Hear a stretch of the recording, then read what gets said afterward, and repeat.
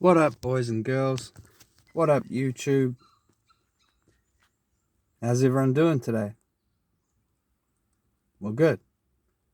I too am well. You're watching New Zealand Murder History Podcast. And today, I'm not going to talk about... Actually, I'm going to talk about one murder, but I'm mostly going to talk about some bizarre article I read in the paper. So check this out. We'll set this camera up. My show's not suitable for children. Kids, click off. Anyone who's been involved in any kind of horrific crime or maybe just not having a good day, suffers from PTSD for whatever reason, also click off. And don't be shy to seek help from your GP or local crisis centre or whatever's applicable, really. I don't want to recommend any 0800 numbers in particular because I don't know which one's the best, so just Google search it and yeah, alrighty.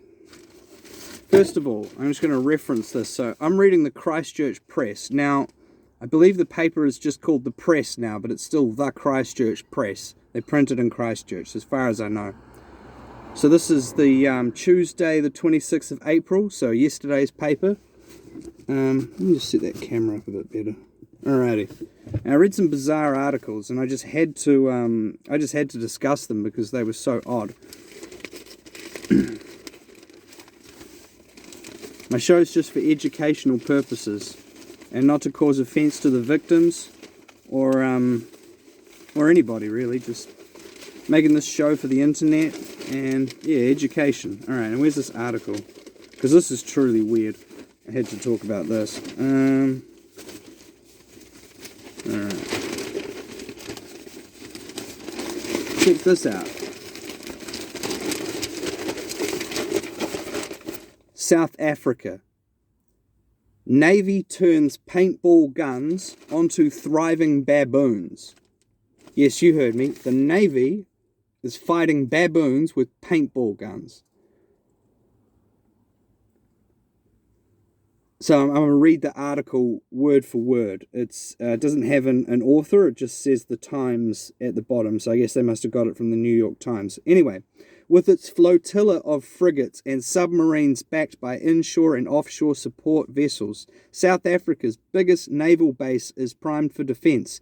Yet, it is battling to repel the most relentless assault since the Royal Navy's attack on the coastline in 1795.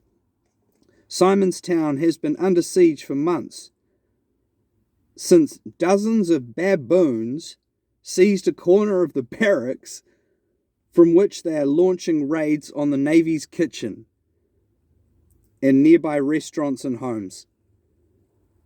Military ordnance of the kind used in the Battle of Muizenberg when the British snatched the strategic site from early Dutch colonizers is firmly off limits. Paintball guns are the deadliest weapon allowed against the primates, which enjoy legal protection. Well, yeah, that's good. I mean, you don't want to shoot a bunch of monkeys. That's awful.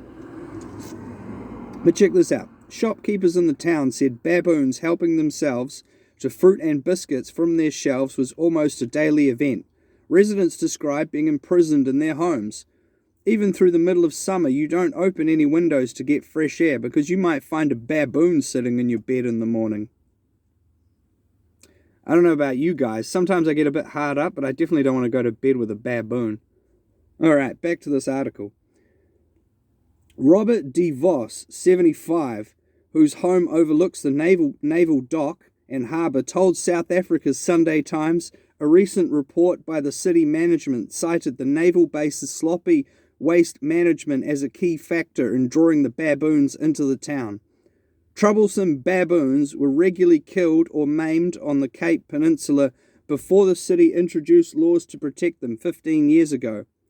60 rangers are employed to shadow 11 established troops from dawn till dusk to both protect the primates and keep them out of trouble. The project, which costs nearly £500,000 a year, mostly works, although rogue characters among the population of 500 occasionally wreak havoc in smart suburbs and vineyards. I don't know if smart is an area in Simonstown or smart suburbs, anyway. So yeah, they go to vineyards. This gets worse. Check this out. Where they get drunk on fermented grapes and terrorize children. Now, I'm trying not to laugh because I personally would be scared of a baboon if I was an adult. But if I was a kid and baboons were drunk and trying to terrorize me, that would not be good. Defenders blame any mayhem on baboons being displaced from traditional grazing areas to make room for new homes. A campaign to remove non-indigenous trees and a recent drought were also cited as factors. The fault does not lie with the baboons, but us, residents, the Navy, the city, the parks authorities, not taking responsibility for an environment negatively impacting baboon behavior, said Luana Passanisi, the Simon Towns Green Group. Okay, that's pretty weird. So I had a look on the internet because I didn't really know much about baboons. I know that they're way stronger than they look and they're pretty freaky, but it turns out they're not quite as deadly as I thought they were. They just but yeah, they can mess people up, but they're not really that aggressive. They typically go they typically don't mess with people, but when they do mess with people, they're usually trying to grab food off people rather than actually fight people. They don't eat people, but occasionally they do mess people up when they're protecting their troop and stuff like that. Anyway, just check this out. So, yeah, sometimes males actually get kicked out of the troop. A troop is a family of up to 50 baboons. And when that happens, they get more brazen in stealing food from people because they don't have their troop to hunt with. They hunt in a troop. Anyway. So, yeah, don't feed baboons, people. It's not a good idea. I shouldn't laugh, it's not funny, because people do get... okay, check this out. They mostly false charge. They don't really want to fight people. They'll just sort of try to step you out, but don't run away. That's not going to work.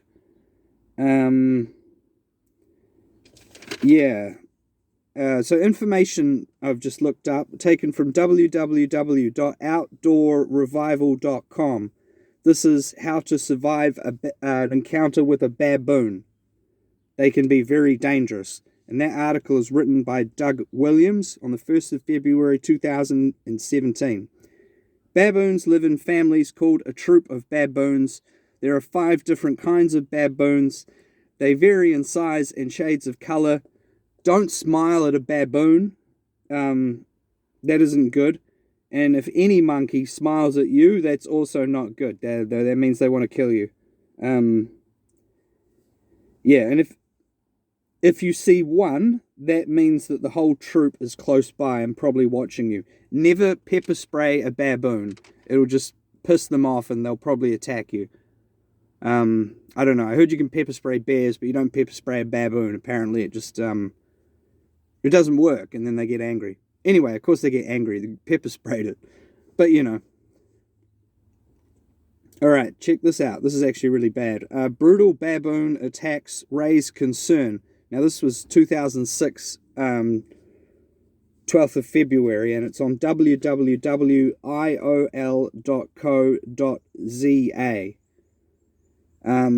Written by Byron Haywood.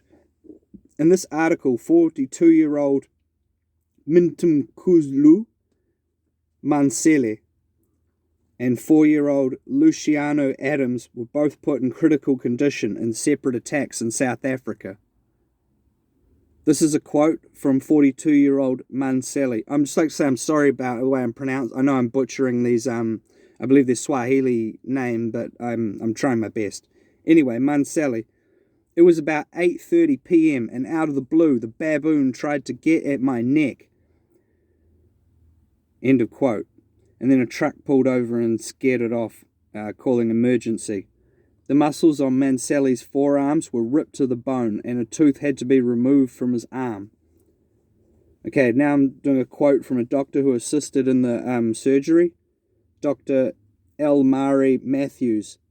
I've never seen anything like that before. It was quite a gruesome injury. And Luciano Adams, well, he got harmed when two males were fighting over a rubbish bin. It's very sad. I don't actually know what happened to the 4-year-old boy. It didn't say, but, it's awful. I mean, of course it's awful. So yeah, don't feed the baboons, because they just get more and more accustomed to people, and it's just no good. There's actually a couple other articles I wanted to discuss in yesterday's paper, because they were just weird stuff going on in yesterday's paper. Alright, check this one out. Ports of Littleton. Industry shaken by Littleton port death. So this poor bloke, he was loading coal onto a ship, and he got crushed. And this is only 6 days after somebody got crushed to death up in the ports of Auckland. So yeah, maritime... Not a good week for maritime New Zealand. I mean, it's awful, These two blokes went to work. I don't know what happened in either case. And then they didn't make it home. I don't know, if I was a port worker at the moment, I'd be looking for further employment elsewhere. Put it that way. Not good. And check this one out. There's other weird ass stuff going on.